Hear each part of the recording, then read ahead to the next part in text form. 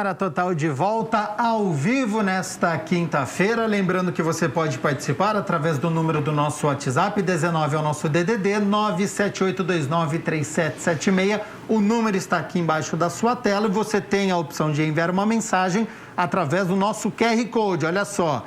Do lado do número, você pega o seu celular, abre a câmera e aponta a câmera do seu celular para o QR Code e aí já vai aparecer na tela do seu celular o WhatsApp da TV Câmara Campinas. Como você já percebeu, o vereador Nelson Osseri já está aqui nos nossos estúdios, a Viviane Novaes está de volta, porque agora é hora das notícias do Legislativo. Então, boa tarde, Vivi. Boa tarde, Gabriel. Boa tarde a todo mundo que está assistindo a gente. Boa tarde, vereador. E antes de começar a nossa conversa, muito obrigada por ter aceitado o convite de participar aqui do Câmara Total ao vivo. Eu que agradeço e uma boa tarde também, Viviane, Gabriel e todos que nos assistem aí pela TV Câmara. Vereador, quem acompanha a gente sabe que nesse momento, nesse mês de janeiro, a gente está aí fazendo um balanço dos trabalhos de 2021 e comentando um pouquinho, falando das expectativas de 2022. Eu queria começar a falar com o senhor sobre a quantidade de indicações, moções, projetos de lei que o senhor protocolou aí em um ano. 343 documentos protocolados aqui na Câmara. Isso significa que o trabalho foi intenso e muito, né? O trabalho ele não para, né? Porque a cidade não fecha. E então os problemas estão acontecendo em todos os momentos, em todos os dias. E a nossa equipe, a nossa assessoria dentro do gabinete, ela está preparada para isso, para atender a população, cobrar do executivo para que os serviços sejam realizados e assim possamos ter uma cidade um pouco melhor assim para se viver, né? Por conta da pandemia, eu falo até com tristeza aqui, porque inúmeras pessoas nos procuraram por conta de encerramento das atividades, o desemprego. E nós tivemos muita dificuldade para atender essa população.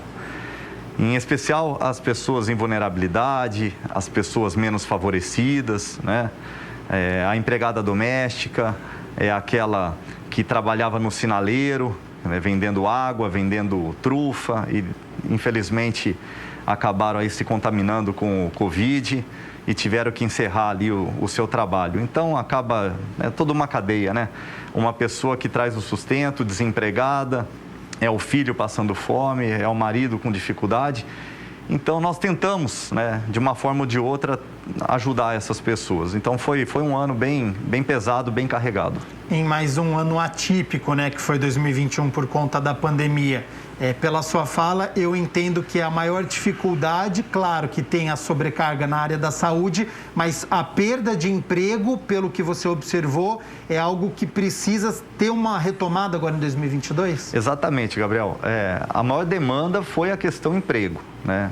Inúmeras pessoas nos procuraram, não só pedindo um contato para poder enviar o currículo, né, uma força dentro daquele sentimento que a população tem, né, que o vereador ele consegue emprego para todo mundo, consegue dinheiro para todo mundo, eles pensam assim. Mas a gente tentou, diante de um contato aqui, um contato lá, uma pessoa que tem uma qualificação, e a gente tentar encaixar em algum espaço, em alguma empresa, em alguma terceirizada, para que essa pessoa possa ter um salário, ter um sustento, né? E poder, assim, ajudar a sua família, que acaba refletindo na família, né? Acabam sendo prejudicados também. Uma pessoa desempregada, ela afeta, no mínimo, ali 4, 5 pessoas. A gente está falando aí de pandemia que afetou vários setores, várias pessoas de diversas formas. Esse também foi um assunto discutido dentro da Comissão de Políticas de Prevenção às Drogas, né? E o senhor é presidente. Exatamente. O problema da pandemia, todo mundo pensa assim, só naquele que está infectado, aquele que pegou o Covid, aquele que está internado. Mas o problema da pandemia, do coronavírus, do Covid, né? Covid-19, atinge em especial os dependentes químicos. É uma área que eu conheço, é uma área que eu atuo e eu posso falar com propriedade. Aumentou o número de dependentes químicos.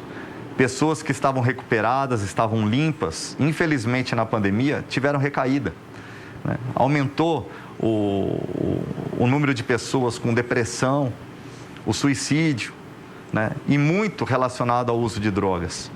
Então, é um trabalho que acaba intensificando, que a gente precisa se desdobrar, precisa ajudar essas pessoas que nos procuram, né? E nós não temos hoje, assim, uma receita, uma ferramenta que vai resolver aquele problema de imediato. Então, é todo um trabalho de formiguinha que a gente tem que se encontrar com o dependente químico, tentar convencê-lo a aceitar quando não aceita, tentar buscar uma clínica que tenha uma vaga social, porque normalmente essas pessoas, elas acabam recaindo por conta da pandemia, da falta de emprego. Então, ali adoece toda a família e a gente tenta, de uma forma ou de outra, ajudar. Uma vida que a gente consiga resolver, tá valendo, tá de grande tamanho. Vereador, nós acompanhamos reuniões da Comissão Permanente de Políticas de Prevenção às Drogas no último ano. Um dos temas foi citado esse, aumento do consumo de álcool e outras drogas. Houve também uma reunião sobre prevenção às drogas, que é um assunto diferente, né? A prevenção é importante também. E depois eu quero que o senhor comente também, já no final de 2021, sobre cigarro eletrônico, que é uma outra droga, mas que veio com um crescimento muito grande, né? Sim, na Comissão de Políticas de Prevenção às Drogas, a gente tenta abordar todos os temas onde a população às vezes despreza. Ela acredita ser inofensivo, principalmente em relação às drogas lícitas, drogas legalizadas. A população tem uma ideia de que porque é legalizado, então não faz mal. Então nós tentamos mostrar na comissão, trazendo profissionais, pessoas técnicas, né? E um desses assuntos foi o cigarro eletrônico, né? Foi a questão do narguilé. Poucas pessoas entendem e têm conhecimento, principalmente o jovem, que o narguilé, ele tem cromo e chumbo, que são metais que não são eliminados do organismo.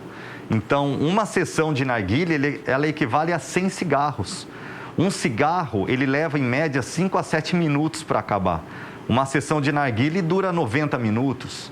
Né? São inúmeras pessoas ativas com a piteira na boca e inúmeras pessoas passivas, né? Respirando ali de tabela. Então, é um prejuízo, não só por conta da nicotina ou de qualquer outra substância que utilizam no cigarro eletrônico como no narguilé, mas o principal são esses dois metais, que é o cromo e o chumbo, que não são eliminados do organismo. Então, uma vez que você utilizou do narguilé ou do próprio cigarro eletrônico, você tem esses dois metais, que são metais que podem desenvolver qualquer tipo de câncer, em especial o câncer de boca, né? O câncer de pulmão. Então, é um cuidado que precisa existir, porque essas drogas são fumadas, tudo que é fumado é via pulmonar, pulmão, coração, sangue, até chegar no sistema nervoso central. Então, é uma preocupação que a população tem que ter, tem que se atentar a isso, e o nosso trabalho, ele reiniciou agora nas escolas, né? Com a volta das escolas, nós voltamos a falar com os jovens. Não dá nem para acreditar, mas fazem 2 anos, né, que nós estamos vivendo de pandemia e de abre e fecha, e principalmente do fechamento das escolas, o que acarretou aí um problema grande, porque nós não conseguimos desenvolver esse trabalho de prevenção às drogas com os jovens, porque as escolas estavam fechadas. Então agora nós estamos voltando aos poucos, abordando esse assunto, praticamente os assuntos que nós tratamos na Comissão de Políticas de Drogas. Por isso que é importante a TV Câmara, Gabriel e Viviane, porque através da TV Câmara eu consegui divulgar bastante, né, para que esses jovens pudessem acompanhar. Então eu falava, hoje na Comissão de Drogas nós vamos falar sobre isso. Então a TV Câmara, ela teve um papel assim, importantíssimo nessa pandemia, para que eu pudesse desenvolver alguns assuntos, já que estava tudo através de videoconferência. E esse é um recado que você dá também para os pais responsáveis na questão da prevenção. Este assunto já deve ser lidado com os pré-adolescentes, com os jovens. O assunto e até a linguagem que eu utilizo, ela não é uma linguagem jurídica, uma linguagem clínica, é uma linguagem universal, que vale para todos. Então, eu falo para um público a partir dos 14 anos de idade, certo? E antes dos 14, aí o trabalho é desenvolvido pelo PROED, que é da Polícia Militar, e também pelo PROIN, que é da Guarda Municipal, que são trabalhos de prevenção às drogas e também outros tipos de situações, como, por exemplo, cerol, negócio de pipa, aquelas coisas todas, né? Bullying. Então, aí já é com a guarda através do PROIN. E o PROERD da Polícia Militar, a questão drogas. Então, eu pego o público a partir dos 14, aquele público que o PROERD e o PROIN não atingem. E a gente falou aí, vereador, sobre o trabalho da comissão. Vamos falar um pouquinho também dos projetos que o senhor tem protocolado, que estão tramitando aqui. Vamos começar a falar sobre o projeto para garantir transparência nas reuniões dos conselhos municipais de Campinas. Eu lembro que esse tema foi muito debatido aqui ao longo de 2021. Sim, os conselhos, eles são importantíssimos, né? Até recentemente eu participei da posse do Conselho de Álcool e Drogas, né, que é o COMAD, o antigo COMEN, né, Conselho Municipal de Entorpecentes, e eu já tive a oportunidade também de presidir o Conselho Municipal de Entorpecentes, e é uma importância absurda, só que a participação popular, ela acaba não ocorrendo por falta de transparência, por falta de não divulgação, de não ter uma publicidade. Então eu pedi, através desse projeto, para que todas essas reuniões dos conselhos sejam transmitidas, né? Sejam transmitidas pela TV Câmara, sejam transmitidas através de links de redes sociais, para que a população possa não só participar, como também, né, apresentar ideias. Porque muitas das ideias, até mesmo aqui na Câmara Municipal, no meu mandato, eu percebo a participação popular. Mas isso por quê? Porque a TV Câmara está divulgando, porque a rede social está divulgando. Então, a população começa a mandar mensagem, mandar direct, mandar comentários com sugestão. E isso é importante. E eu acho que os conselhos, eles têm esse papel também, da participação popular. Então, eu peço nesse projeto transparência para que a população possa ter uma participação mais assídua. Sobre essa participação popular, o número do nosso WhatsApp está na sua tela, 19, o nosso DDD, 978293776. A Renata do Centro, ela pergunta: vereador, no início da pandemia, algumas linhas de ônibus pararam de funcionar com a desculpa do coronavírus. Porém, até o momento, diversas linhas não voltaram a funcionar, como o caso da linha que eu utilizo, a 220. É a Renata do Centro. Ela tem toda a razão, a Renata, porque o que acontece? Qual foi o veículo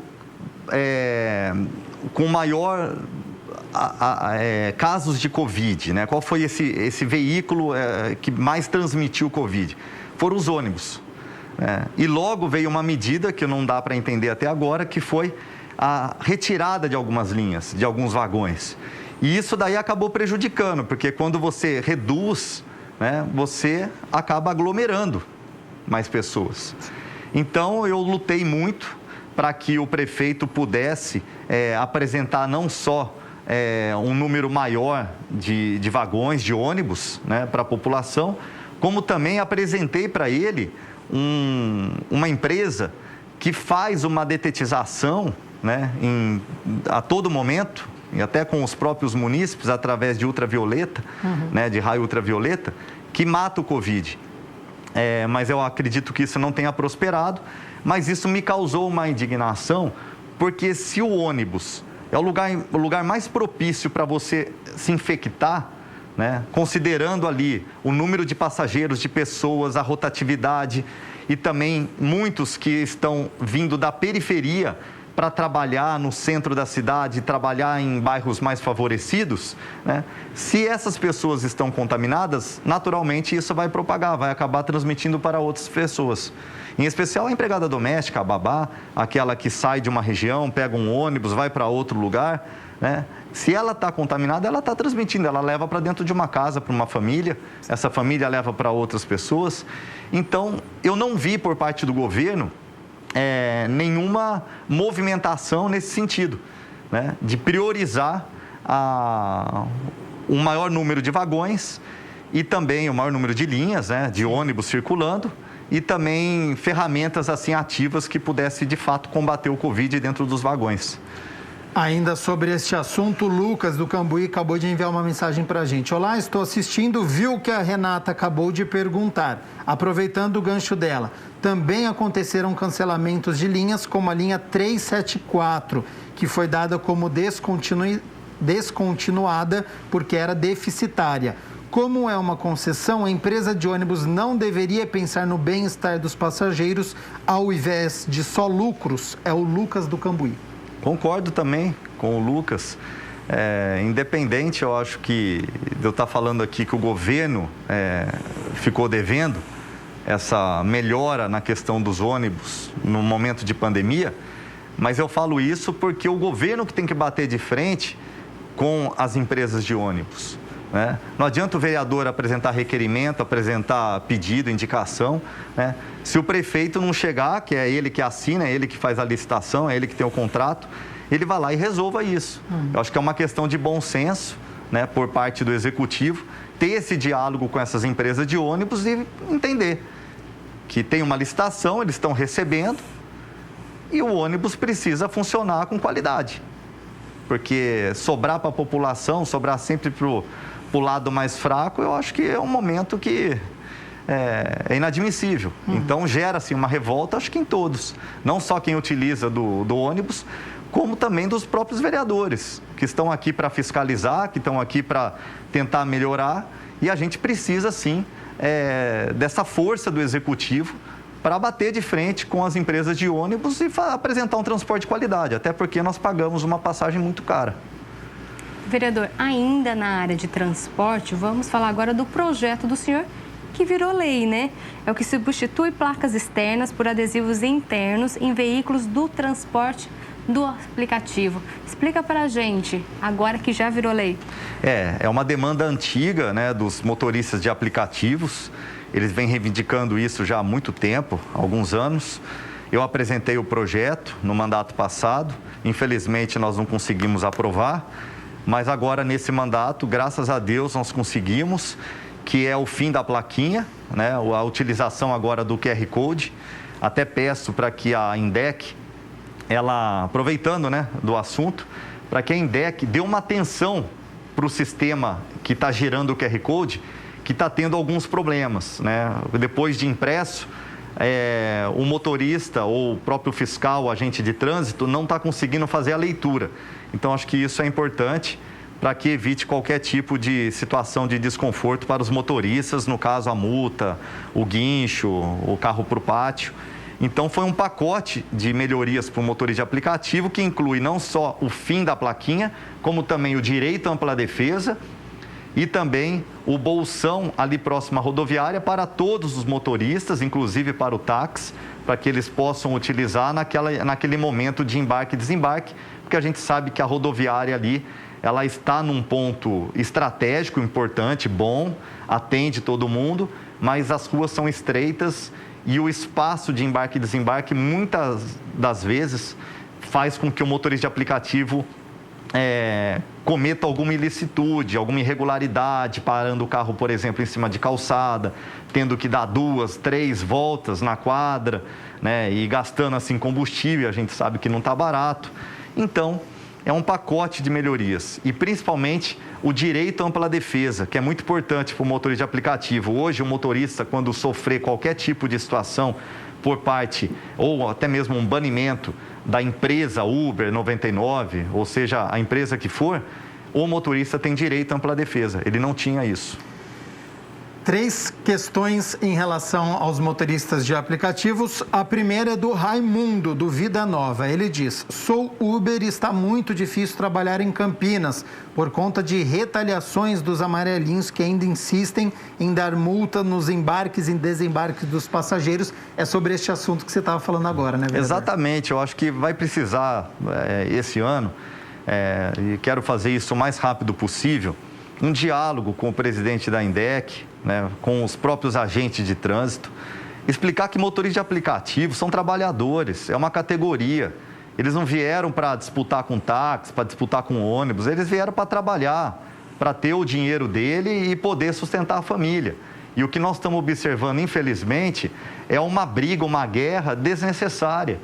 Tanto o táxi, o ônibus e o transporte por aplicativo são os meios de locomoção da cidade de Campinas, uma metrópole que não tem metrô, que não tem trem, mas tem, por enquanto, aplicativo, táxi e ônibus. Então, se os 3 trabalharem em sintonia, um respeitando o outro, com toda certeza vai dar certo. E a INDEC, ela precisa ter um olhar diferente, sim, para o motorista de aplicativo, porque chega ao meu gabinete inúmeros casos de multas, de próprio levar o carro para o pátio, algumas blitz direcionadas. E isso daí não é legal porque atrapalha aquele trabalhador, aquela pessoa que está fazendo o seu trabalho, o motorista no caso, que acaba tendo um prejuízo aí absurdo. Esse projeto que virou lei dessa substituição das placas por adesivos internos tem a ver com segurança também? Os motoristas procuraram o senhor trazendo esta questão? Tudo começou com a Marildo, né? Um motorista de aplicativo que foi vítima de uma emboscada. Ele era motorista de aplicativo, estava com adesivo no carro, aquele imã, e o delegado, no caso, mencionou que um dos fatores ali de risco que levou ele a óbito foi a identificação. Porque quando o motorista está com uma identificação num bairro que ele não conhece, ele anda devagar, ele anda desatento, ele fica vulnerável. E a bandidagem, ela está de olho. Então, ela percebe, por exemplo, um motorista perdido num bairro, é a isca, é o que eles querem. E aquele adesivo, ele dá o chamado, né? É a isca.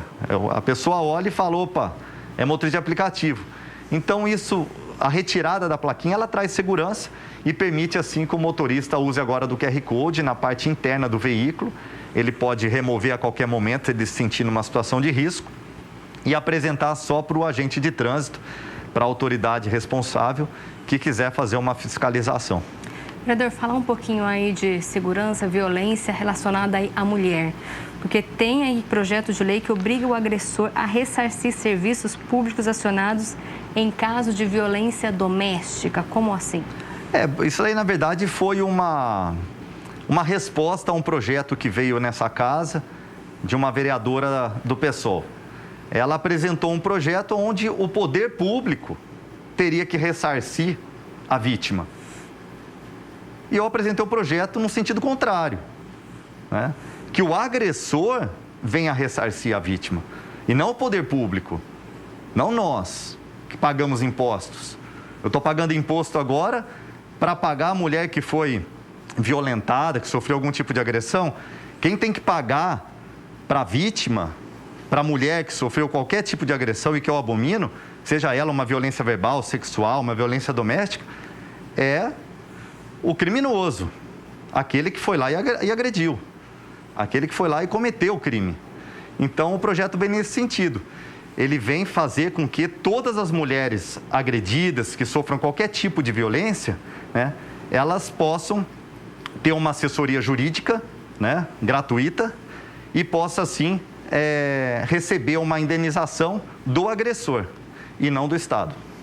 Mais participações estão chegando através do número do nosso WhatsApp, 19, o nosso DDD, 978293776.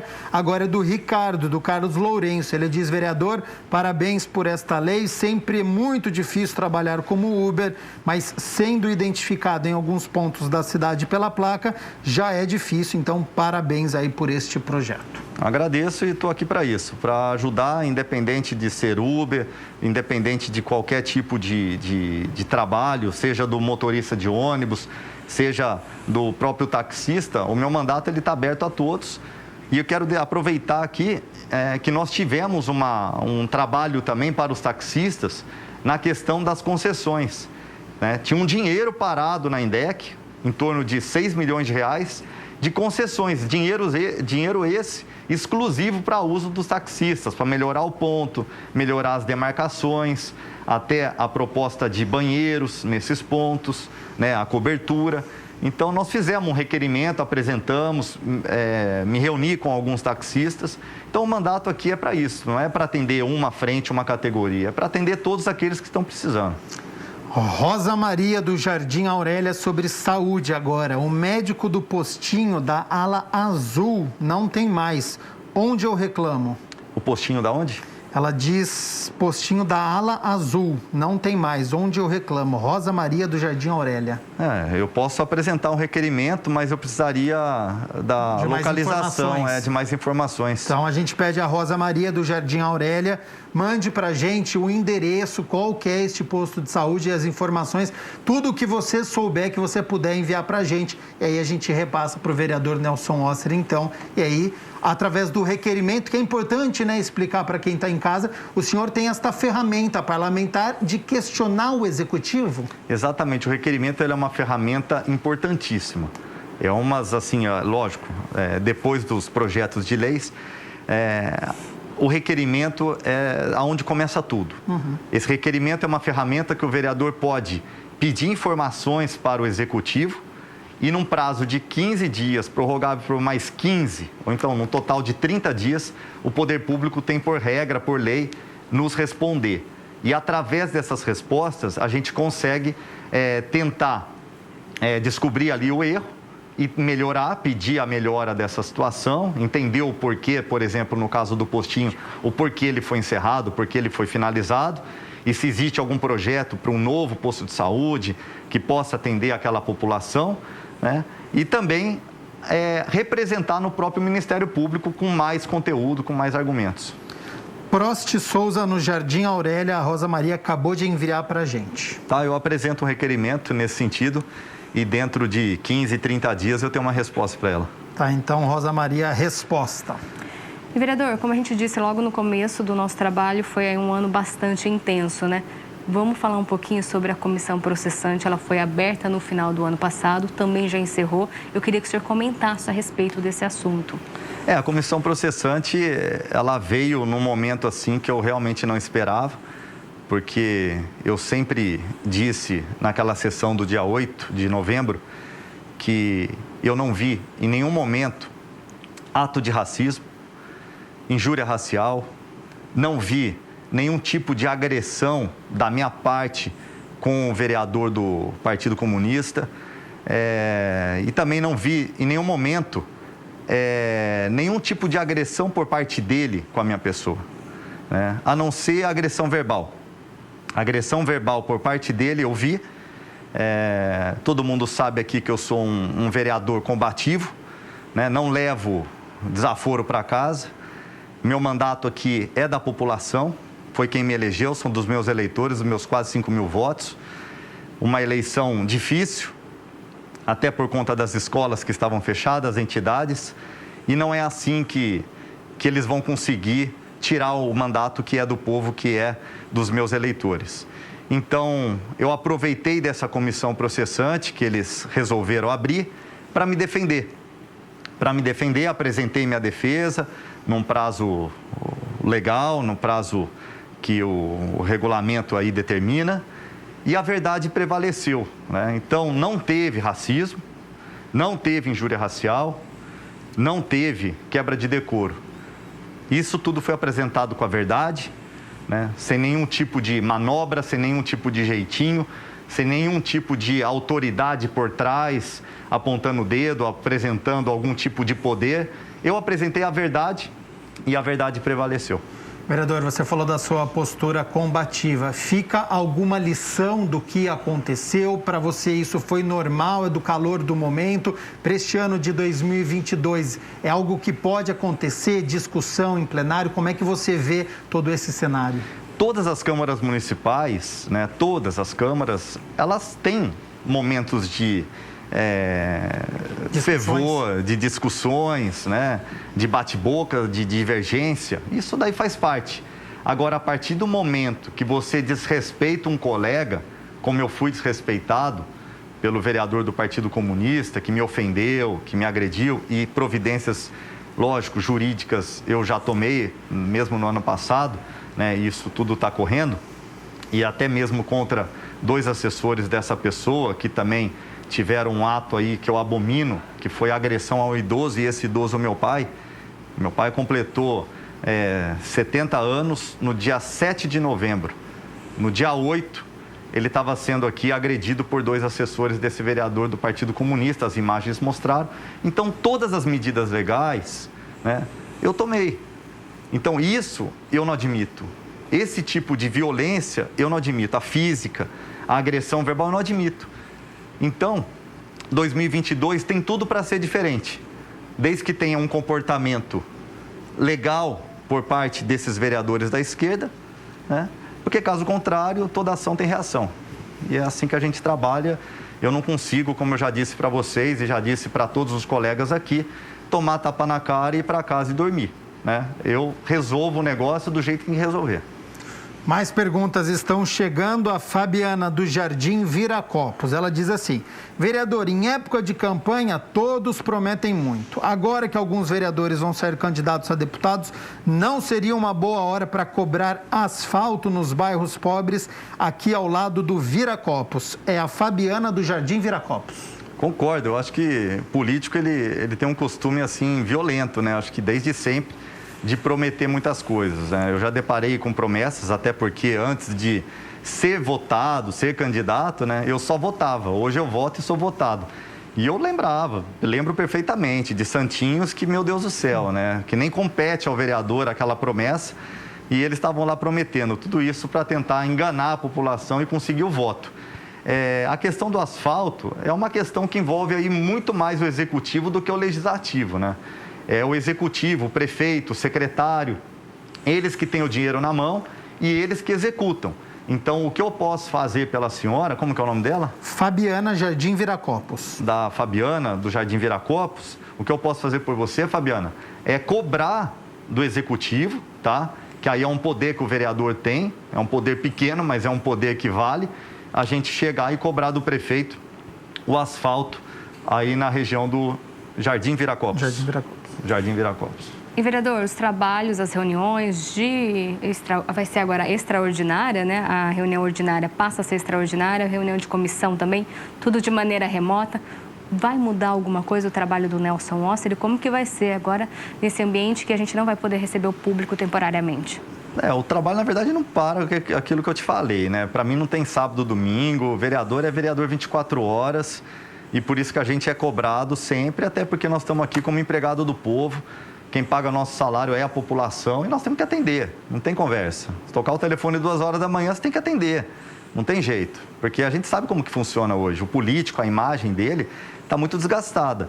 Então, essa questão de sessões, né, extraordinárias, sessões através de videoconferência, ela prejudica sim, né, mas eu sou favorável nesse momento, até por conta da pandemia, do Covid que está se espalhando.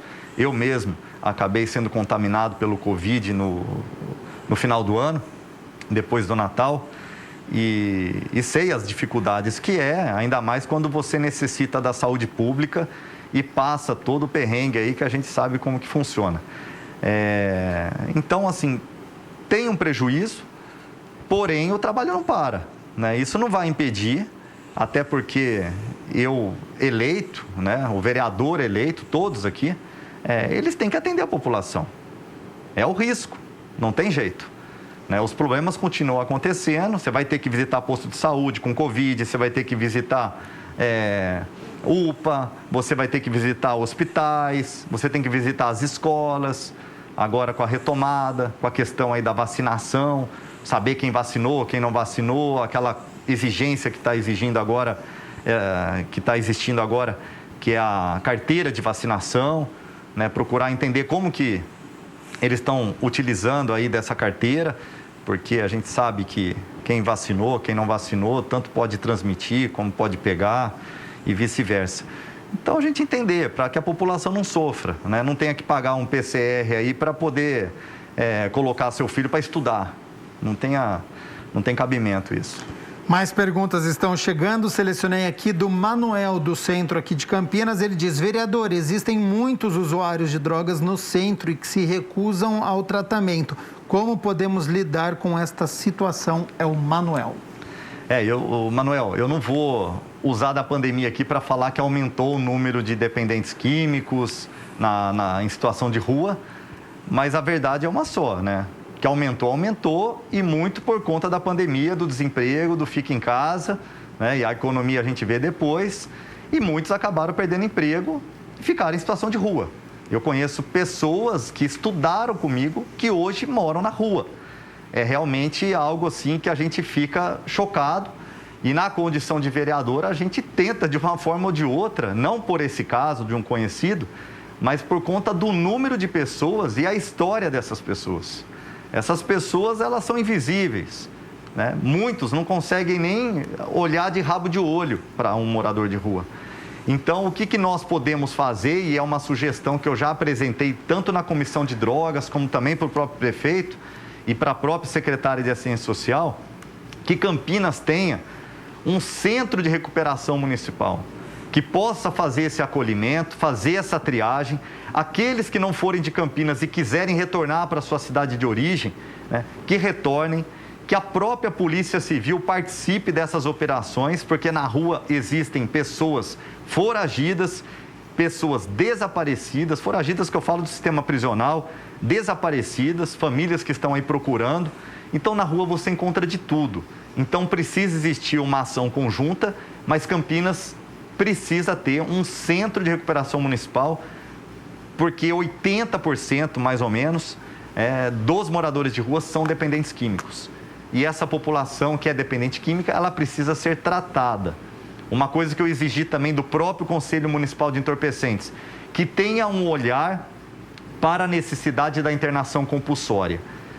Não adianta ter o olhar apenas para a internação voluntária, para aquele que tem o desejo de parar de usar e vai lá e se trata.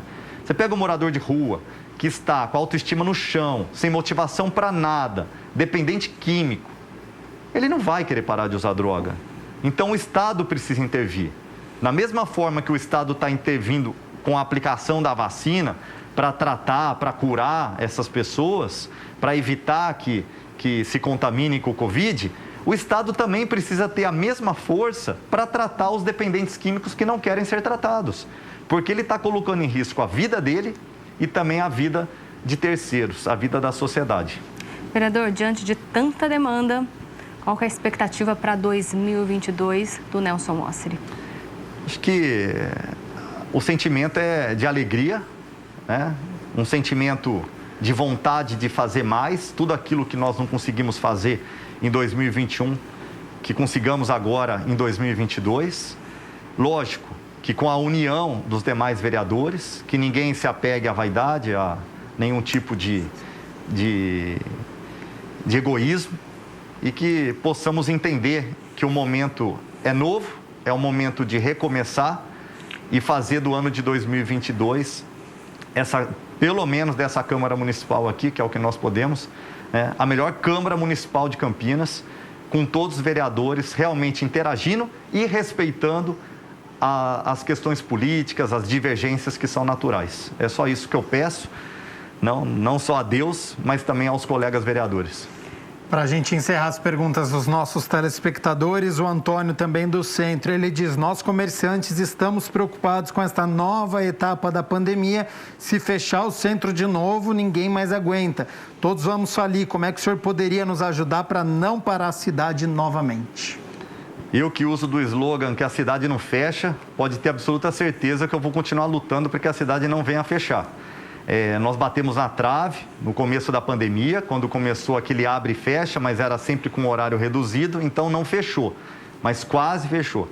E agora, o que eu pretendo, caso venha qualquer tipo de medida, não só do prefeito, como também do próprio governador, né, é bater de frente com eles através de um diálogo, para que não traga mais problemas para os comerciantes, para o pequeno empresário, até para o próprio grande empresário, que a gente sabe que não aguenta mais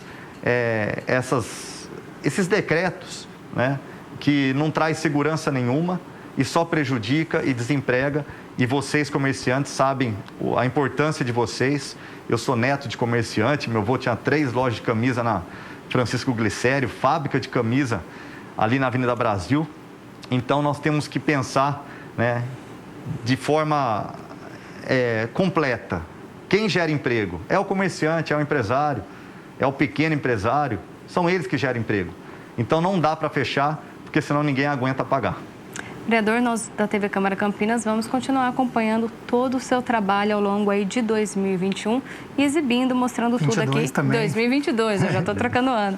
E claro, mostrando aqui para o pessoal de casa. Muito obrigada por falar com a gente, contar um pouquinho dos seus trabalhos. Eu que agradeço, um bom ano para todos vocês, muita saúde para a família e para todos os munícipes aí de Campinas e todos que estão nos assistindo, né? Que vocês tenham muita saúde e força de vontade aí para enfrentar os obstáculos que é natural e fazem parte da vida.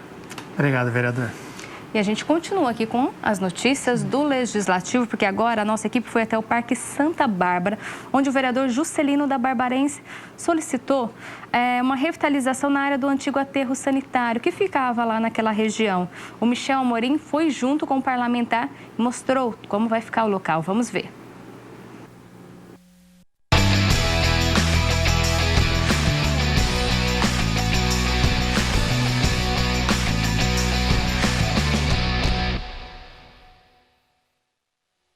De autoria do vereador Juscelino da Barbarense, a indicação número 3.435 pede a revitalização da área do antigo aterro sanitário do Parque Santa Bárbara. Aqui nós dependemos da liberação da CETESB. Então a CETESB não liberava antes para fazer essa praça. Mesmo agora, até é muito importante esclarecer para a população que a dúvida é grande sobre quando que vai acontecer essa praça, por que parou. Na verdade, ela não parou. Eu estive ainda agora no final do ano com o secretário, com o Paulela, e ele explicou o seguinte: nós estamos dependendo aqui da liberação definitiva da CETESB. Então, o que acontece? Isso que foi feito aqui, essa terraplanagem, poderia ser feito. Agora, as obras em si depende da liberação definitiva da CETESB, que está para acontecer. O parlamentar detalhou o pedido. Essa praça vai ser um mini taquaral. Eu diria até que, em termos de terra, ela é maior do que o taquaral. Por quê? Porque ela tem 400 mil metros de área aqui. São um total de 400 mil metros. Enquanto que a Lagoa do Taquaral tem mais de 600, mas tem a lagoa, que é bem grande. Aqui nós temos também as lagoas lá embaixo, mas são lagoas pequenas. Tem 6 lagoas lá embaixo, que também está sendo revitalizada.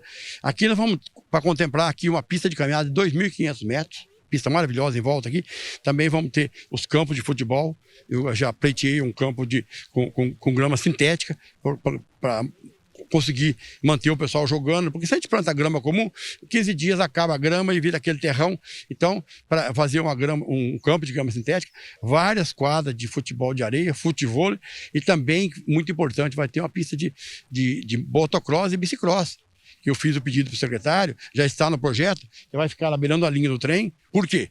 Para não atrapalhar os moradores aqui, tanto pelo barulho. Então não tem dúvida que isso aqui vai ser uma atração enorme para a nossa cidade. A Eliane mora no bairro há 40 anos e relatou a experiência de ter tido como vizinho o aterro sanitário. Eu cresci aqui, né? Inclusive quando eu ia estudar eu passava aqui próximo. Para nós na época era muito triste, né? Porque era 24 horas o mau cheiro, muitos insetos, né? E assim, hoje a gente dá graças a Deus, né, de ter saído e estamos lutando aí para essa praça vir, para a gente, né, driblar esse momento ruim que a gente passou, né, porque foram anos e anos, né, de luta para tentar tirar isso daqui. Já o seu Francisco, profissional de terraplanagem, veio do Mato Grosso em 1987 para Campinas. Isso para a construção do aterro no Parque Santa Bárbara. Foi difícil, no começo foi muito difícil, porque era muita reclamação de moradores, até que existe um argumento aí do vereador, dizendo que essa praça aqui vai recuperar a perda que o pessoal da região perdeu muito com o aterro aqui, desvalorizou muito as nossas propriedades. Então essa praça aqui, ela veio devolver aqueles prejuízos, aquela perca que a gente teve com o aterro. Já o Paulo mora há 13 anos no bairro e não vê a hora que o espaço seja revitalizado. E em buscas agora de novos projetos também que estão chegando, né? A praça que vai estar sendo construído, né? E a gente também somos da área do esporte, para nós também vai ser muito gratificante para a gente poder fazer vários projetos, tirar crianças nossas da nossa comunidade, do nosso bairro, para vir para o nosso projeto do esporte. Olha, a CETESB liberando aqui, que está prestes a liberar, segundo o secretário, liberando agora logo no começo do ano, até o final do ano, se Deus quiser, vai estar pronto. Porque é uma obra grande, ela não é uma obra que se faz em 2, 3 meses, não. Ela vai demorar em torno de 8, 10 meses para ser feito.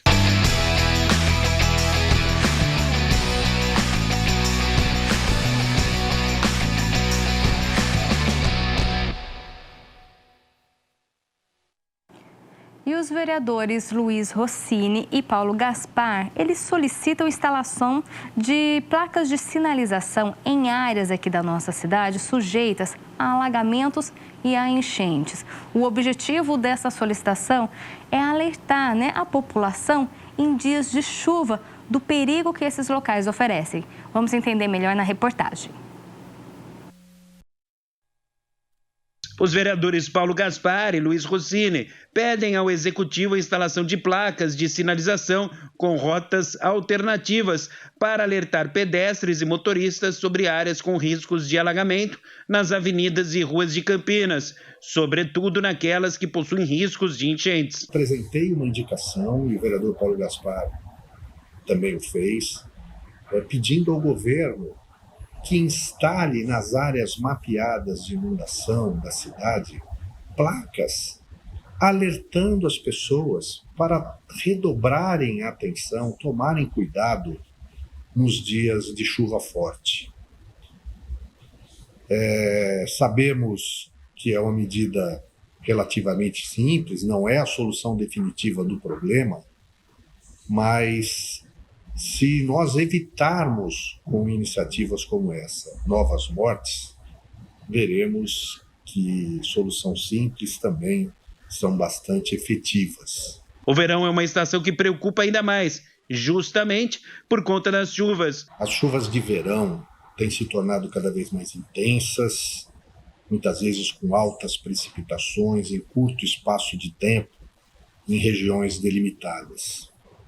Isso provoca consequências às cidades como Campinas, com enchentes, inundações, causando prejuízos e até mortes. O vereador Paulo Gaspar reforça que as chuvas que atingem Campinas, principalmente aquelas em grande volume e em um curto período de tempo, extravasam as calhas dos córregos. O parlamentar lembra que nas avenidas Princesa do Oeste, Norte e Sul, Orozimbo Maia e Anchieta, tem movimentação intensa de carros, motos e pedestres e precisam de um cuidado maior. Esse problema é recorrente em Campinas, muitos anos acontecendo tragédias. Infelizmente tivemos um caso recente aí que chamou muita atenção na Princesa do Oeste. E como é meu primeiro mandato, naturalmente foi a primeira intenção aqui de colocar esse requerimento para a gente ter uma sinalização no local, não só na Princesa do Oeste, mas em diversos pontos da cidade que a gente sabe que acontece, A gente tem os principais casos aqui no centro, que é Orozimbo Maia, Princesa do Oeste, Pissarrão, mas a gente tem muitos pontos de alagamento na cidade, Que são menos noticiados. E aí a gente questionou sobre esses pontos, quais são as providências que estão sendo tomadas pelo Poder Executivo, e em relação à sinalização também para prever para que as pessoas se acostumem com esse local é proibido, acontece e tal, rotas de fuga para onde, Então aquilo vai ficando na cabeça das pessoas. Quando acontecer, já meio que automaticamente elas vão poder procurar esses atalhos. Eu mesmo morei muitos anos ali nessa região da Princesa do Oeste, próximo ao Guarani, e já topei com uma tromba d'água de frente.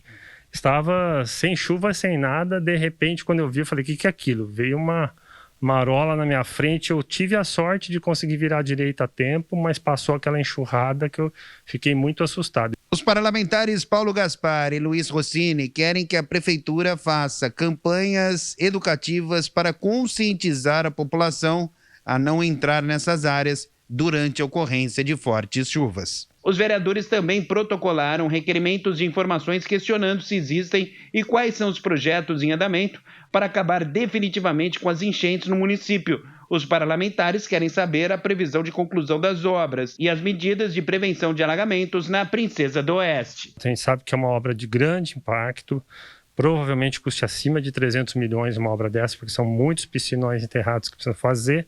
É uma obra demorada, então para você ter uma ideia, o BRT foi algo em torno de 500 milhões e nós temos algo no mínimo de metade disso para mais.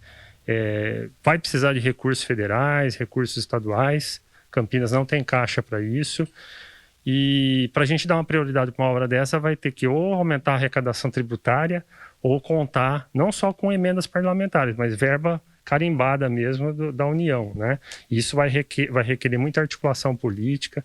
A gente sabe como é difícil trazer dinheiro para a cidade, de obras de grande impacto.